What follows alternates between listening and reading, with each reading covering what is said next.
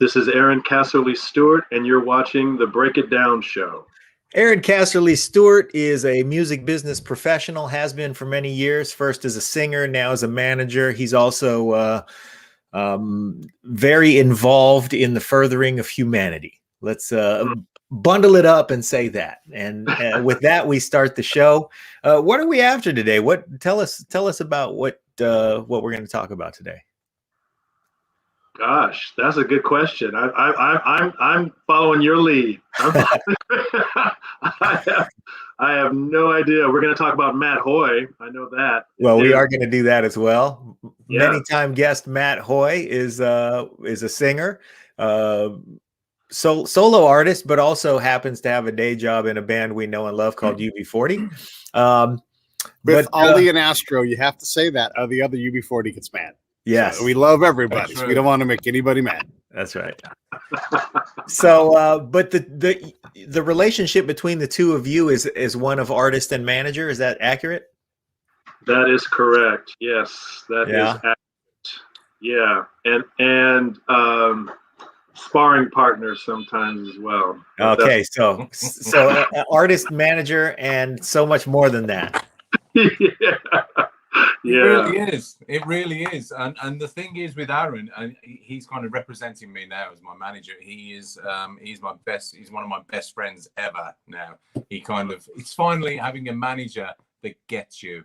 And this is how we've started rolling for the last 5 months. And yeah. Okay, well, let me start by asking you. In the last 5 months, quicker. I see. The whole of my career. So it's good times. Well, okay. Elaborate on that. What is it about Aaron that allows him to get you and to understand your career, your trajectory, and sort of, it's almost like when you have a great DJ in the party, he's not playing the song that you wanted. He's playing the song that you wanted, but a lot of times he's playing the song you didn't even realize you wanted. Yeah, very true. And I think that's the same as being a songwriter and a producer and a performer. You can have various different managers, and they kind of only see the superfluous, the surface of what they think you're trying to portray.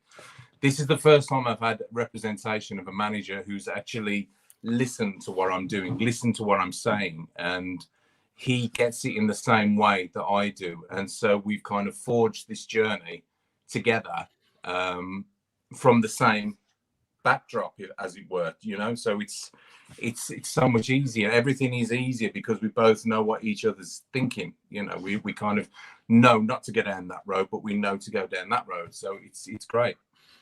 Aaron, what is Matt thinking? He's thinking that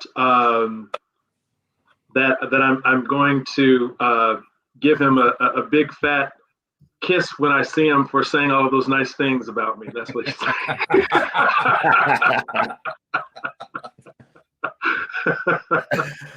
No, it's been a joy and a pleasure working with Matt. Like you said, we're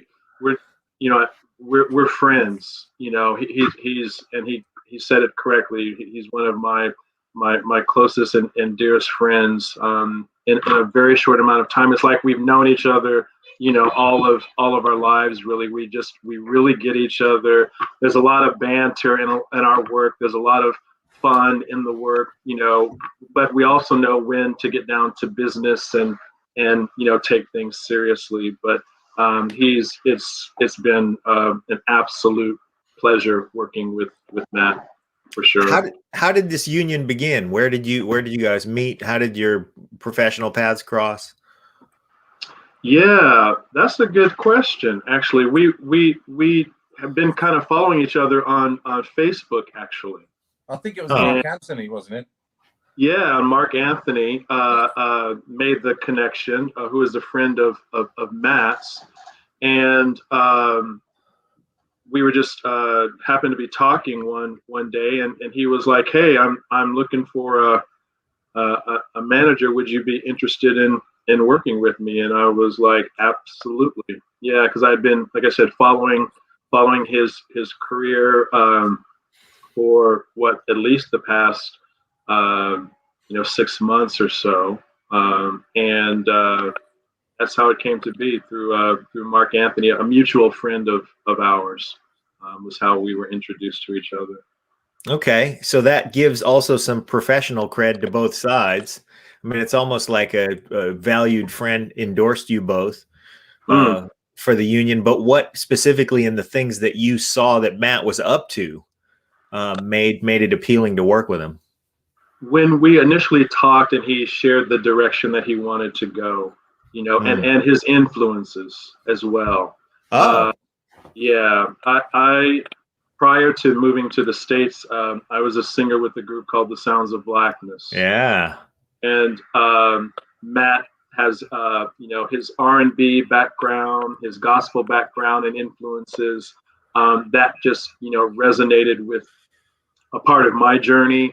And, we had common people that we both listened to and liked.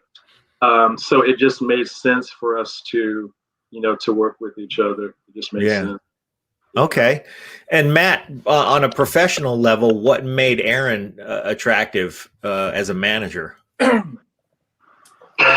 Attractive as a manager. I'm glad you said that, because he's a fine, damn good-looking man. I'm sure his husband Pete would second that. But the thing is with Aaron is anybody with the background that's worked with the Sounds of Blackness, it's that gospel sound. As soon as we spoke about music in general, when we just had the first conversation, we just chit chat. It was all the names that we were both reeling off. It was like, we love that one. Yeah, I love that. I love him too. Oh, have you checked out the second album on that song? On that, it was just a continual thing, influence after influence after influence. And because Aaron is, he's gonna like this. He's not that much older than me, but he's a little bit. He's kind of like a little mentor for me. Watch it now. I value opinion clearly. When making decisions. I know. Careful, but I kind of anything Aaron opinion-wise kind of puts to me, I really value it, because it's to do with that that pedigree of music that I love so much, and he's lived through it and he's been part of it, so I have to respect that. Oh, that's terrific. So in your vision as an artist, and where Aaron and his role fits into it, what do you see and that you like so far? What has made this seemingly accelerated arrangement in your career so satisfying? What's he doing differently? Well, I'll tell you what he's doing. It's the people that Aaron's introducing me to, and it's people that are firstly very much like-minded in the way we approach our work ethic. Secondly, it's to do with the people that he knows that he's introduced me to. It's like the track that I've got out that's coming out on the 5th of March called Strong. I am honoured to have Aaron's friend Patricia Lacey doing the backing vocals on that track, who was a one-time singer with Sounds of Blackness and also one of my heroes, Luther Vandross. So one of my favorite albums is Luther Vandross live at Radio City Hall, and Patty is part of that show. You can, if you listen to it, you can hear her voice bellowing out as good as Luther's, So to have her on my new single and kind of encapsulating the whole vibe and what I could see when I was writing it, that's what Aaron provides, And he, as soon as I said to him, this is what I want, this is what I need, I wanted to say him like this. He knows exactly who to call, who to speak to, and all his friends are very much like-minded like him. They're all wonderful people. They're all kind, open, bend over backwards to help you, and it's just been a joy of a journey so far to record this second album. Wow. Well, just a quick note for our viewers and listeners, because you bring up Luther Vandross, and I think everybody, of course, knows him as a vocalist and a legendary vocalist. But, I once heard Nile Rodgers say, Luther Vandross taught me how to make records. And so I don't think we could possibly overstate his impact from a technical level on the music industry. And so anybody involved in the making of a Luther Vandross record, it's almost like being a stuntman in a Bond movie. you know, you have truly arrived if you're anointed to be on that kind of stage. Aaron, where do you see Matt? And when he says that, you know, you're introducing him to people, you have contacts that are benefiting his career in new ways. What do you see for him, and what made him so attractive as an artist that you could have immediately a sort of a vision for his path? I see him as a Grammy winner and as a BAFTA winner. All right. Is what I see. You know, and just going back to your point with Nile Rodgers, when Luther got his star on the Hollywood Walk of Fame, I was blessed and privileged to attend that ceremony, and as Patty's guest, his backing vocalist guest, she took me to the ceremony, and Nile was there, and Johnny Gill, and Clive Davis, Luther's niece, and they all, you know, spoke. Marcus Miller, and you know, you're right. Those were the key people that that were asked to speak at his you know, his ceremony.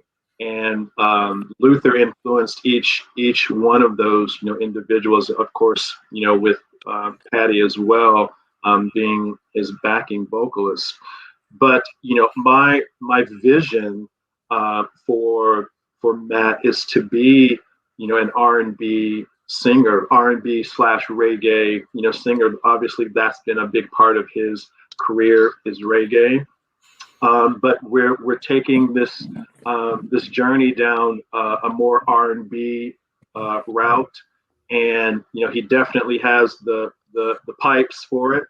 You know, he sent me a song last night, a new song that he is working on with another gentleman here in England named Mark Walker, and it literally brought me to tears. You know, it was just an amazing gospel R&B song that you all will hear on the album later in the year. But you know, he definitely has the passion and the talent to execute, you know, being an R&B singer, which I know is his, you know, one of his first loves. So that's you know, that's the vision, that's the route. And like I said, when you have people like Morris Hayes, who I had the privilege of working for as his personal assistant, when you have people at that caliber endorsing Matt music, and you have Eric Griggs, who is one of Dr. Dre's lead producers. You have Martin Ware, who was one of the founders of the Human League and Heaven 17. You know, when you have these people, you have Ricky Pujat, who is Madonna's music director or keyboardist.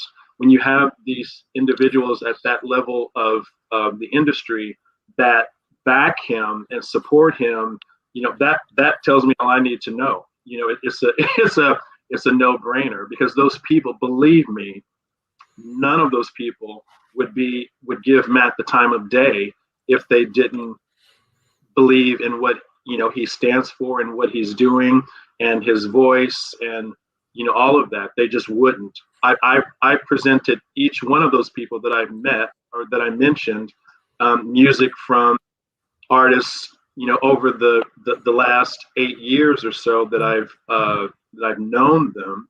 And, you know, this is the first time that they've been so engaged and supportive of an artist that I've, you know, brought to them. So that speaks volumes. Yeah, it really does. Professionals on that level. And the one person whose resume you didn't explain, probably doesn't need explanation to our audience, but just in case anybody missed it, you talked about Morris Hayes, who was a keyboard player for Prince, and I believe the longest tenured band member that Prince employed.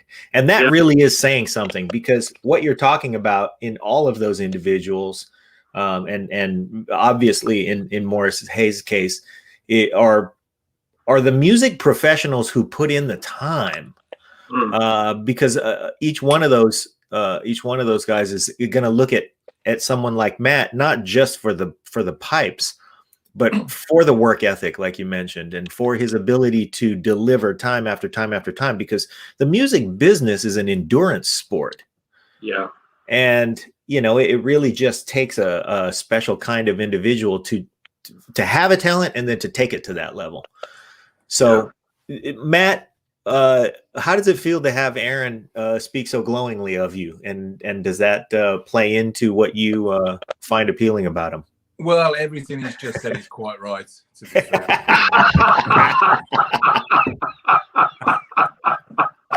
So what you like about him professionally is he's always right. Oh, dude, exactly. Didn't I tell you? You know, no, it's a very, very, very, it's a big deal for me, that is, because, you know, you've got to picture me. I'm a boy from the Midlands in Birmingham in England, that grew up listening to Bobby Brown and Michael Jackson and, you know, all this stuff, Jam and Lewis and all that kind of era, Teddy Riley. Yeah.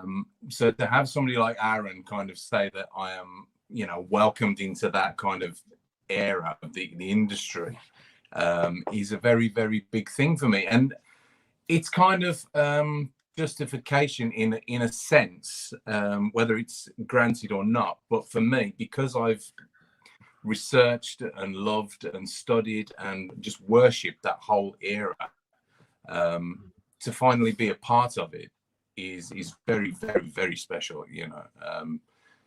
To kind of have those guys listen to one of your songs that I've, you know, written and produced with James, my co-writer and producer, to listen to our songs and go, yeah, we will attach our name to that. That's a huge thing for me, you know. So yeah, I have to thank Aaron for that, because otherwise it would have never happened, you know. Has it been more of a challenge to attack R&B from the other side of the pond? Completely, absolutely, because the UK doesn't get R&B. It really doesn't. The UK just gets pop. Then that's all. Unless you've kind of got the big name, the 4 biggest pop stars at the moment. Unless you're doing that's all. That's all the UK radio stations play. You know, when you've travelled as I have with UB40 and Ali and Astro, you kind of witnessed global music, world music, and you realise that it's not all about the US and England, which is like the main territories. There's a whole realm of music out there that's just wonderful. Yeah. So to go back to the R&B and the UK, it never really took off in a sense over here since the 90s. Back in the 90s, it did a little something, and so did reggae.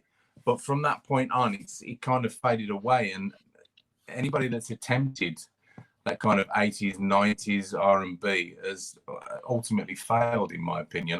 The last was really kind of TLC and around Usher and that kind of era. And nobody's really attempted Mario, maybe, but it's just faded away, and it's really sad. And that's my dream, is not only for me to do it as an artist, but to kind of bring that back, because it's missing. It really is missing. It's all so bland at the moment. And I know it's an age saying that. It's an era of whatever age bracket I am going, oh, well, you know, my music was better than the music. But it really is. Music today is bland. There's no depth, there's no stories, there's no production, there's no, you know, when you listen to like Grace Jones and Slave to the Rhythm, the 12-inch version, you just sink back in your chair and go, oh my God, what a work of art.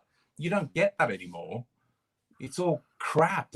I'm sorry to say, but it is. You know? These are works of art, you know. How do you really feel, Matt? How do you really feel? Yeah. I did a radio show the other day with a friend of mine called Frank Bambini, and he's a huge Prince fan. He asked me to pick 3 songs, and I picked Slave to the Rhythm, I picked Shush by Prince, and I picked Father Figure by George Michael. And all 3 of those songs are epic pieces of music that took time in a studio they were manifested. You know what I mean? And nowadays, it's just thrown together. And that's what annoys me. And that's why I want to bring it back. I want proper music to come back. Yeah. I think that. Sorry, I asked that question, Aaron. No, well, let me ask you this, because you say that you know that you're taking on the gargantuan mission of being the torchbearer of bringing back the quality and the production of R&B. Does your skin color work for or against you? I don't give a shit. I really don't. I don't care if I'm black, white, orange, green, or blue. It's about the music. It's about the music. And listen, I'm under no illusions. You know, Luther Vandross, James Ingram, George Benson, Patti LaBelle, Patty Austin, Patti Lacey, all those people. All those people are the legends that went before me. And there is no way I could ever compete with those people. They are just iconic. You know, all I can do is my best at what I do and tip my hat to the legendary music they produced back in the day. And that's what I want to do. Well, I appreciate your sensibility that way as an artist. I'm going to ask you, Aaron, because, you know, you're also American and black. It took the Rolling Stones to introduce a wide swath of Americans to Buddy Guy. Do you think that Matt has in this, you know, in being the torchbearer of this movement, do you think he has an advantage or disadvantage because of his skin color?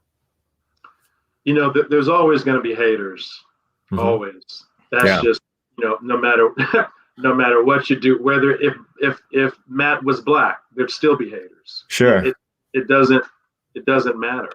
And like you said, it's really about the music. Yeah. And as I said before, I take my cue from my mentors. And if Morris and Eric and Ricky and Malcolm Joseph and all of these people that mentored me and that are digging this music, as Matt said, I don't give a shit, because I have we have the seal of approval from people that have you know, gone before us, and you know, that's what I pay attention to. There's always going to be haters, always. If he, no matter what color he was, and it's really about, as Matt said, it's really about the music and the collaborations, you know, that are happening on the album. You know, that's what it's about, and Matt has some amazing people on this album. You know, that people would die to work with, and I'm blessed and grateful for that, and for them trusting me, and you know, just backing the project. You know, that means the world to me, and because these are the people that helped me get where I am today. You know, there's an African saying called Ubuntu, and that means I am because we are.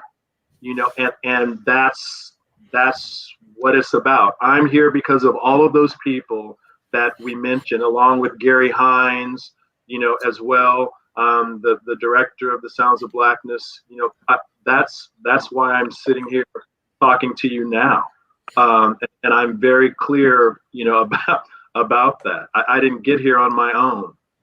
No one does. So you know, you have to have the support and the backing by people that have gone before you, and we are blessed beyond measure to have that. We really are, both here in England and back home in the States. You know, with Mark Walker and Orphe Robinson and you know, Martin Ware, as I mentioned, and you know, Beverly Knight, and you know, just different people that support us and what we're doing, and it's truly, you know, I'm humbled by it, to be quite honest with you, and I know that, like I said, we would not be having this interview if it weren't for all of those people that I just mentioned. Wow. Okay. How about this? When it comes to Matt and the music that he's making and the content and the production values, you're going to attract older and younger listeners, clearly. But yeah, is there a place for commerce among older listeners? And do you think that, because one of the things that, if we're talking about going back to a production value that, like Matt was saying, I think that brings in an older audience and the appreciation of more developed ears, of sophisticated ears. Yeah. What do you think is the marketplace for those sophisticated ears? Is there money there?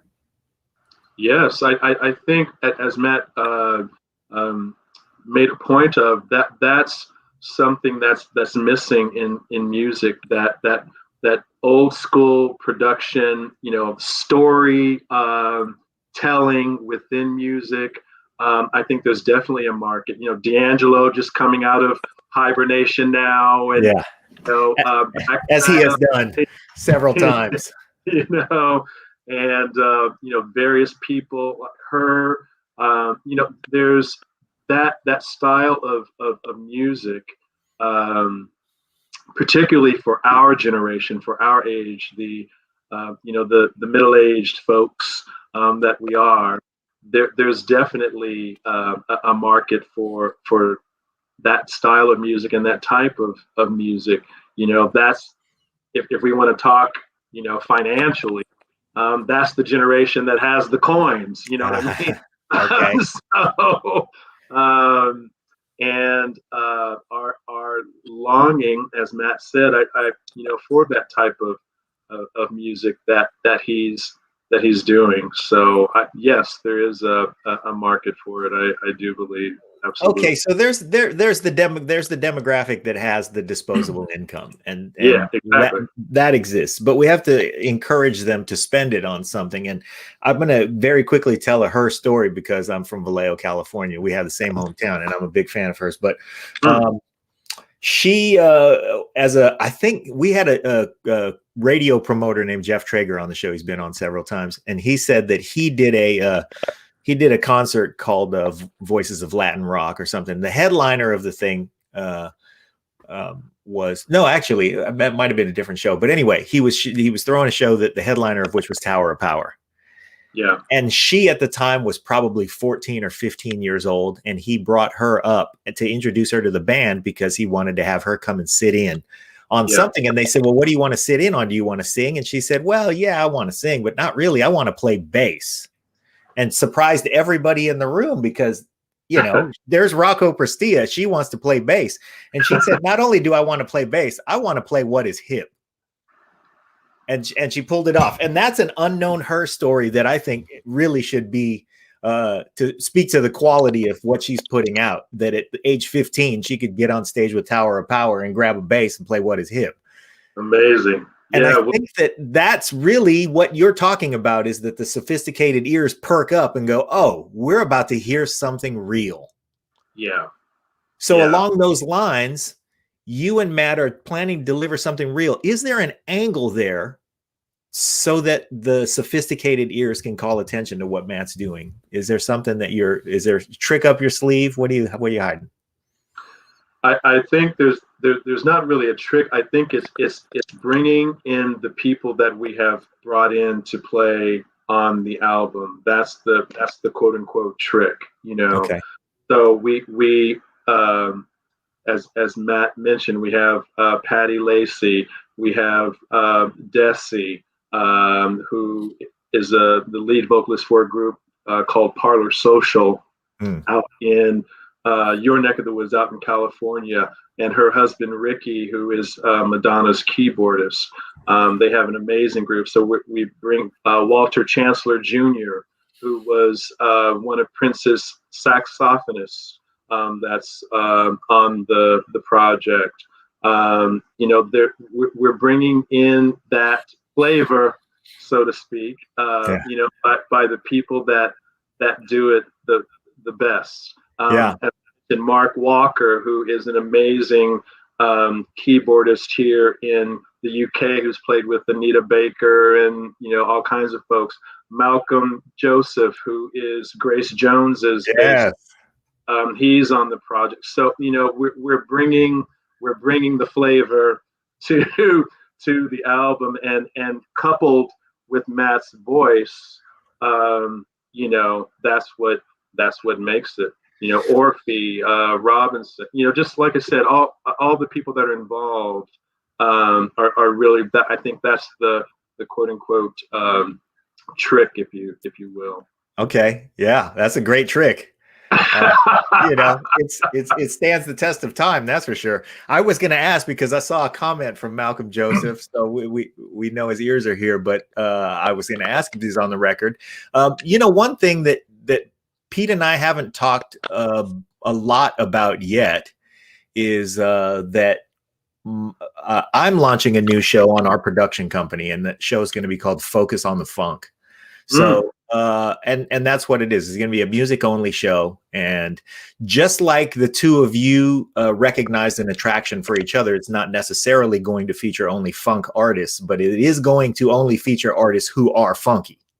Yeah. So I'm just going to, of course, extend the standing invitation to both of you and to Malcolm Joseph, because I know where his heart lives. So besides that, when you look in the long play at Matt's career, because I sense, of course, a lot of optimism for the talents that he brings and how everybody's going to receive it. What do you see as a long play for Matt's career? Where do you think he's headed? Because he's clearly still a young man. Yeah, I more of the same. There's the saying, if it's not broke, don't fix it. And so it's more collaborations. It's more R&B. It's more reggae. The producer that he's working with, James, he's incredible. And it's more of the same. And that's what I see for Matt's career. And he doesn't know this yet, because he always kids me about dropping bombs on him. That's kind of a standing joke between the two of us, because he'll mention someone that he would love to work with or whatever, and I'm like, oh, okay, well, I'll call him and see if he or her, and see if she wants to be involved. So I'm always dropping bombs, as he says. But the next project after this, after we release this one, we'll have a few more bombs attached to it that I haven't shared with Matt. But it's just more of the same, to answer your question. If it's not broke, don't fix it. And it's not broke yet. It's not broke. Far from it. Matt, let me ask you about more of the same, because you have an enabler in your corner. Yeah. Who's fostering these relationships. Yeah. And clearly he's calling upon you to be responsible for those relationships. But who are you? Who have you obviously should have worked with by now, who you haven't yet? Well, I can't answer that. That's not a fair question. I kind of, there's so many people I could say, but it's just people go, oh, really? Yeah, okay. I think more to the point is to add to what Aaron has just said. And I think the whole journey with music is about storytelling. And that's what I've got, a lot more stories in me. And that's what I'm trying to feature within the album and who I work with. And going back to the people that Aaron mentioned, it's those people that once they hear the track that myself and James have written and produced together, we play it to them and they hear exactly immediately where we're going with it. And I think that's the joy. They just hear it and fall into place. It's like there's slots already made for those people and they just jump in and it just works automatically. And that's been the joy with this album so far. It was when I first heard the backing track that James had wrote. As soon as I heard it, I thought civil acts, you know, protests, people standing up for their rights, you know. And then he played a brass line, and then we enhanced that, and then I could hear like big kind of 70s, early 80s kind of gospel-y R&B beat, and then Aaron asked Patty to do, and it all just kind of fell into place. And what you hear is exactly what I had in my mind when we first started writing the song. And the journey that's taken with all the rest of the tracks so far has been exactly the same. There's tracks on there that touch on domestic abuse. There's tracks that touch on mental health. They touch on LGBTQ. They touch on the civil rights. It's all stories that are close to my heart that I want to talk about. And I think as a songwriter, you should touch on those things, because I believe if I was to stand on a pedestal or a soapbox and preach, that's not my job. I'm not a politician, but within the realms of songwriting, that's my arena, and that's where I can put my word out and my opinions and do it within word and lyric. So Aaron has kind of given me the opportunity to do that with the awesome people that I've followed for years, that I'm in awe of. They're, in a sense, I know they're Aaron's mentors, but they're kind of my mentors as well, because I've been listening to them for the last 20 years, you know. Yeah.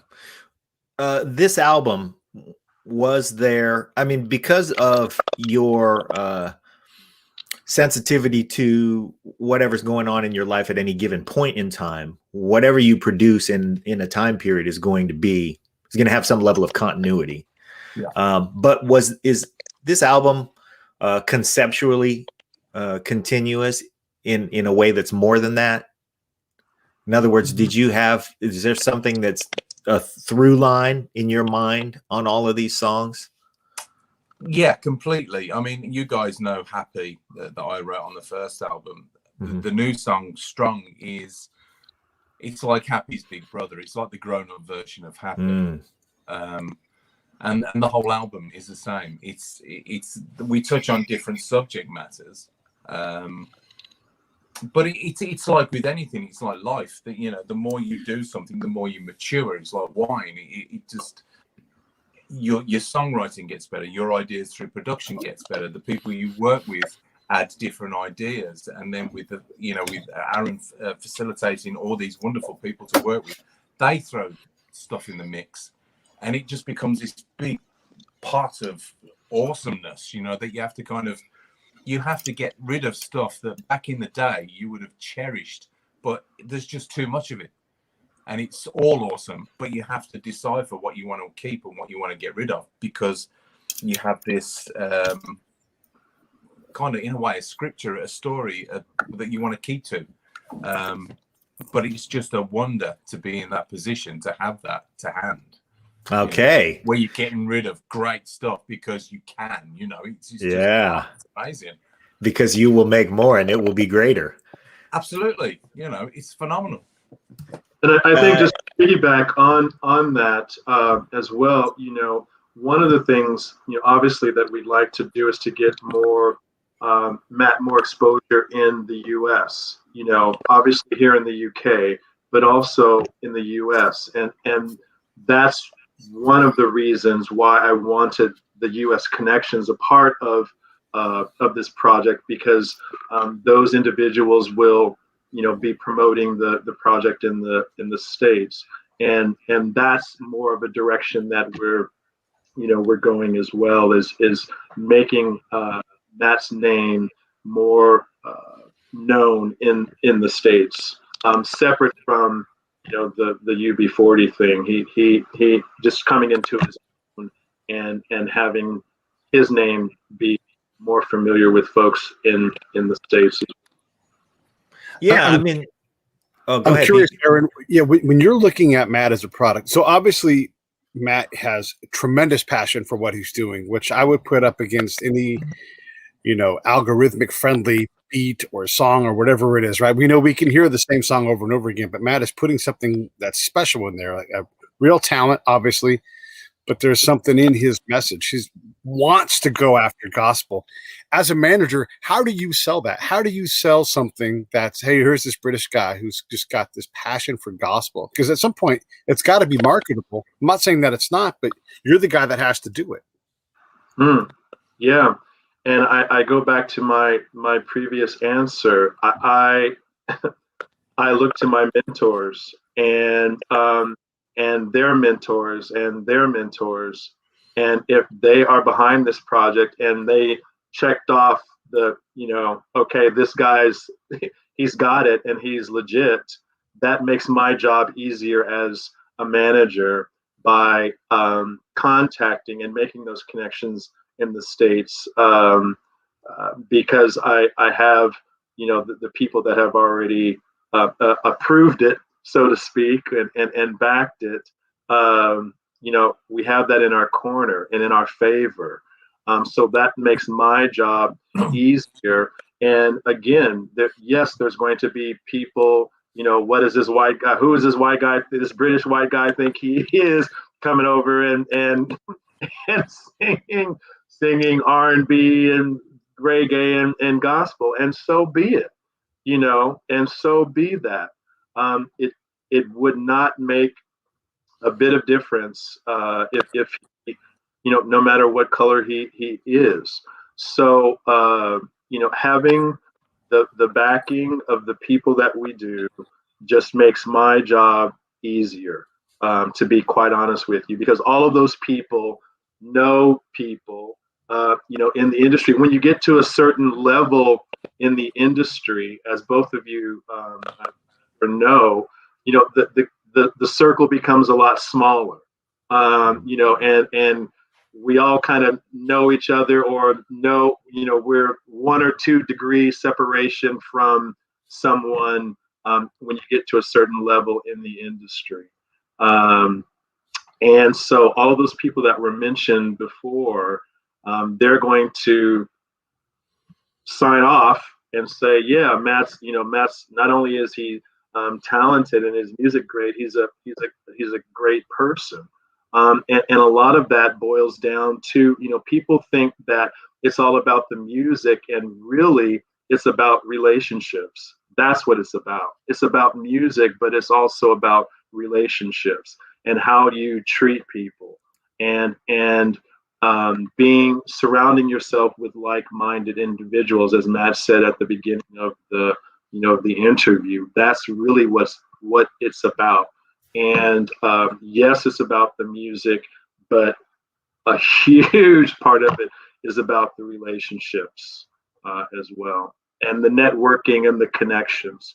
And the network that I have been blessed to have in place says that guy sitting on the computer there is, one of us.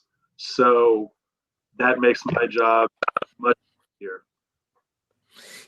There's still a job, though, and the job is to take that credibility and translate it for listeners.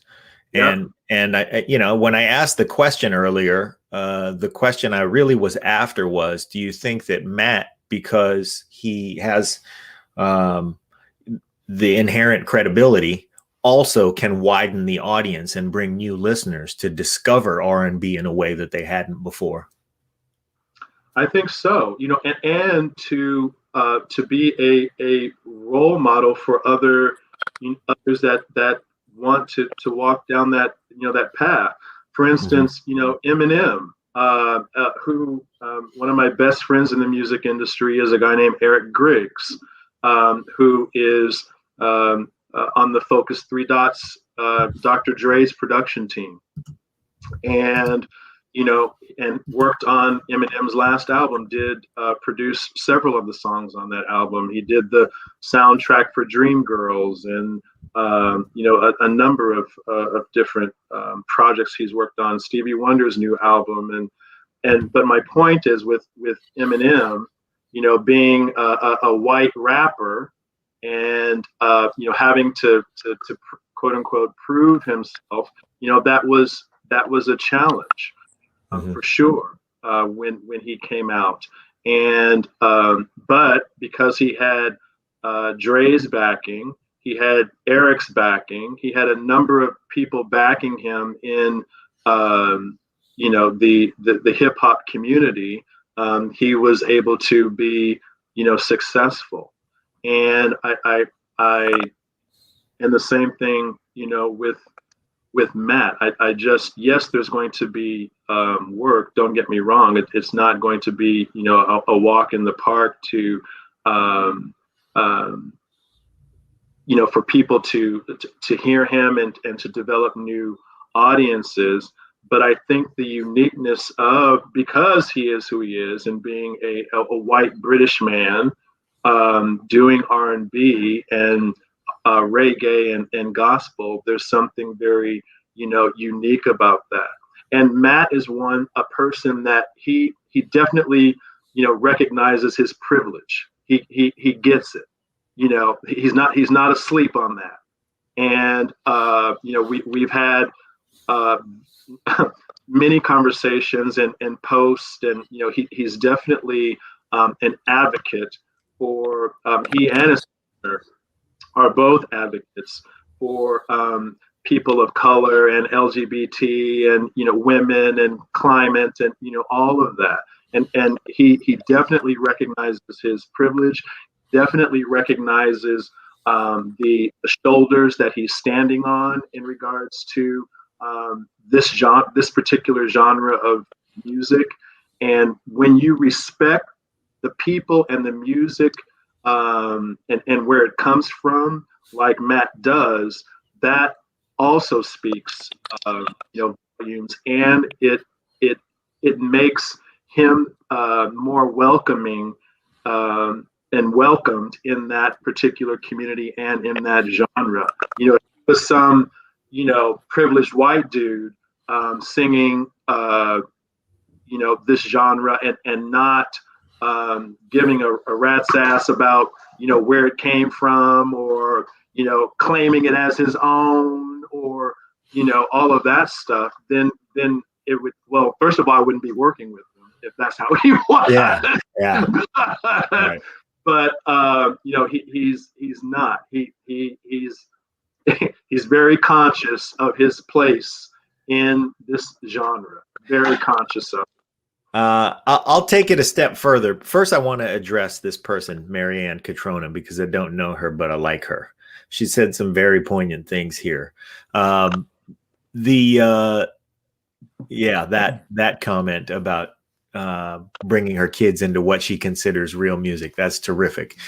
The other thing, though, is that the way that I hear it from Matt is that he has a responsibility, and that responsibility is not a weight to carry forth, but more like a superpower. Would you agree with that? I would agree with that. Yeah, okay. It's not a he is putting this music out there because that's his passion. That's, as he stated earlier, that's what he grew up listening to. He respects the music. He gets the music. He understands the history of it. He knows his place. He knows his place in it. And that is his superpower. Because believe me, I've worked with a number of artists that don't get that see R&B, particularly white artists that see R&B, gospel, jazz as theirs. They claim that, and it's not theirs to claim when it comes down to it. But that's not the case. That is Matt's superpower, if you will, because he understands that, and he gets that, and he respects that, and he knows his place within that. I would say that just to build on that point, what I when I hear Matt and the passion in his voice when he talks about it, what I hear is not somebody who says, "Give me the ball because I like the glory of having the ball." He says, "Give me the ball because I can score for this team." And I think that that's the difference. And that's, like you pointed out when you when you hear the way that he operates, the way that he works. Matt, that's a lot of complimentary stuff that comes from your manager there. Is he earning his paycheck or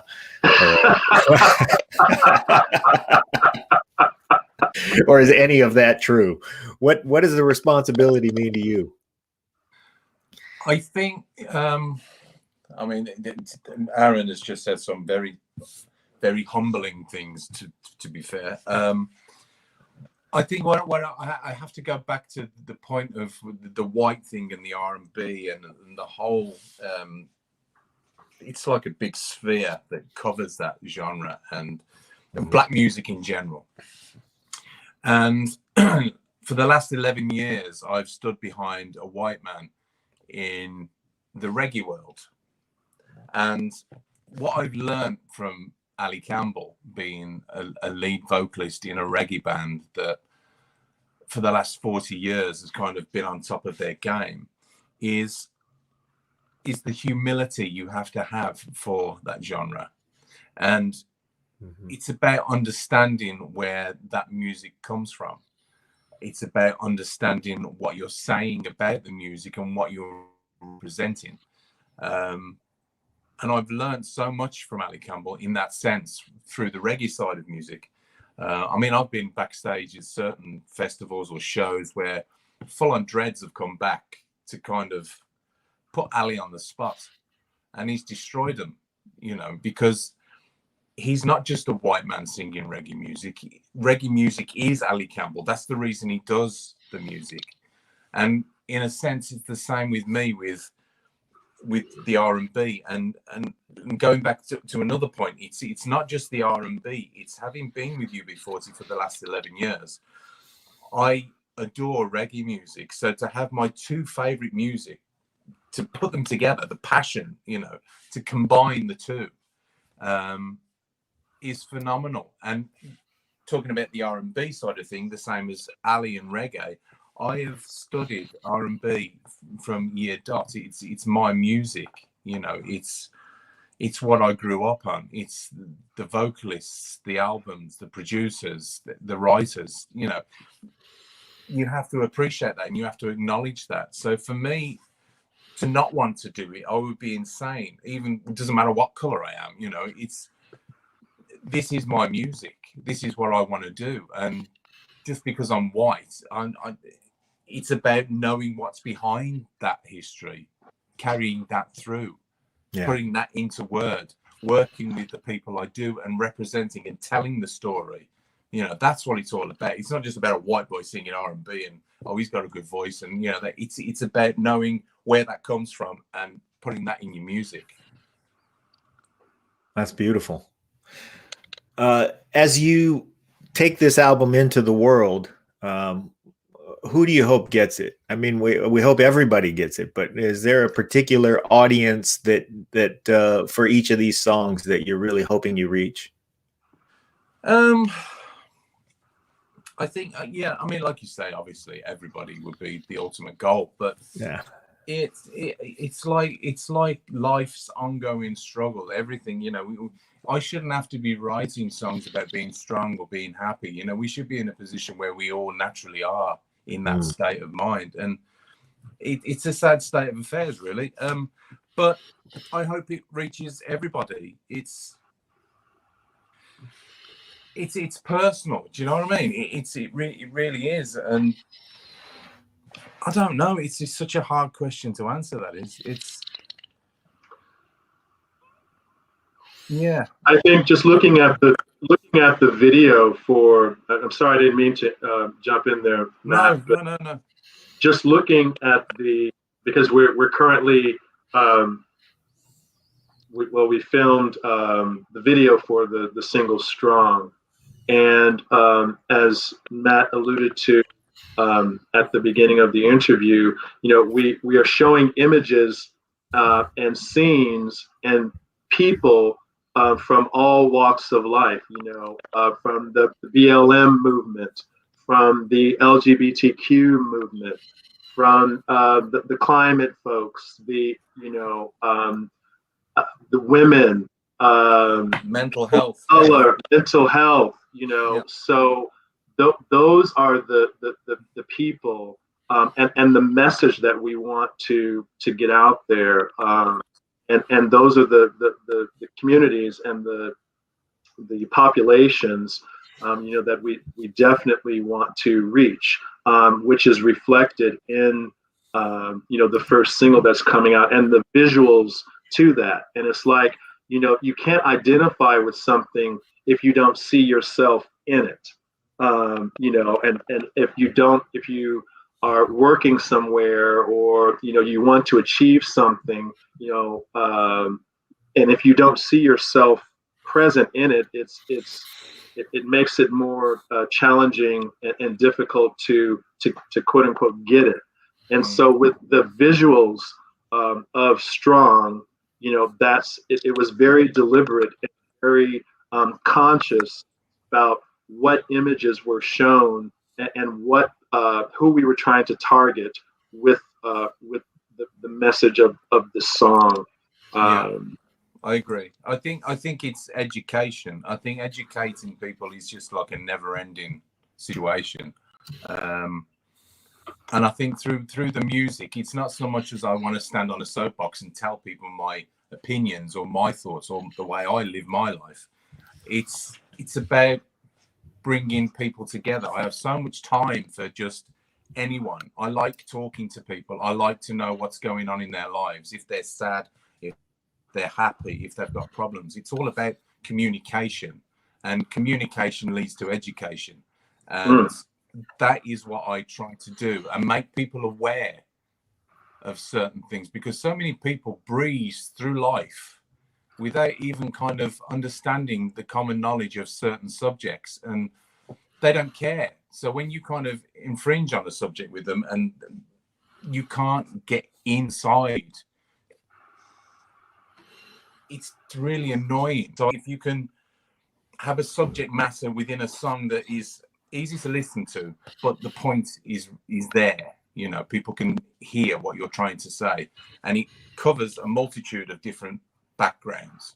I think that's more the point as well. What I'm trying to do is not tell people how they should think, but kind of educate them in a way where we're all the same. We've all got to get on. We're all human beings on this planet of ours. Just let's just stop fighting and rowing and arguing and forget money, let's just get along, for God's sake. It's just insane. Yeah, I love that message. One of the things I wanted to say too is, at some point when it comes to art, we've got to get out of the way of trying to decide what it's okay to do and what we're allowed to do. I mean, it's up to Matt. Like, Matt determines, no one tells Jay Adams he can't nail some skateboard wheels, to his feet and go out and skate and redefine that industry, or any of the great Arab poets. I mean, they go out, they create. Mark Twain, we're left to talk about Mark Twain's work 130 years later because he was brilliant. You don't tell him what the words are he's allowed to use. He uses the words to create conversations for the next 100-something years. And we've got to get past the point where, we're so worried about, is it proper, and is it, it's art. It's Matt's job. Matt's the artist. He's got to push us to a spot where we're forced to deal with the reality that he's illustrating. And I think it doesn't have to be commercially successful, not that you won't be, but it doesn't have to be commercially successful to be incredible art. I mean, there's all kinds of instances of this where it's there for art. You're so right. You're so right, because sometimes as well, certain subject matters are uncomfortable for people to listen to, but sometimes you have to take that responsibility and push a person into the era of being uncomfortable for them to listen to it. And I'm not on a journey to make people uncomfortable. I'm on a journey to make people aware, that this is surrounding them. There are things surrounding them, and it's, you don't get that kind of music anymore. I mean, the 80s was kind of the last stand on people having opinions of what was going on in the world and what was going on around them. Nowadays it's just, as long as we can have peace, love, and happiness, that's all they want to write about nowadays. There's no, well, we can have that once that's sorted, and once that's sorted, because we can't do that because that's happening at the moment, and these need to be addressed. Yeah. Wow. Well, gentlemen, we've had you for an hour, so I want to button up for our listeners. Go follow Matt on Facebook, follow him on Twitter. You can get him at Matt Hoy Official. And the new single is called Strong. We'll see it some very, very soon because it's in production now. Aaron, thank you for joining us as well, and thank you for ushering and accelerating Matt's career and his message for all of us. It's an important one, and we thank you for blessing us with with this great piece of art. Like Pete said, it doesn't have to be commercially successful, but the more it is, the more ear holes we know that this beautiful message is getting into. So we hope everybody listens to it. Yeah, I do too. Thank you so much for taking the time to come. Thank you for having us. Thank you, gentlemen. Everybody stand by. Hey, thanks for watching the show. I really appreciate it. Right here, you can subscribe. Please do that. It makes the show grow. Hit that notification bell so you know which incredible guest is coming up next. Down below is the PayPal link. You can put a small subscription in. That is an enormous help. All that money goes right back into the show. And then right up over here are the next episodes you should listen to, curated by yours truly. Thank you so much.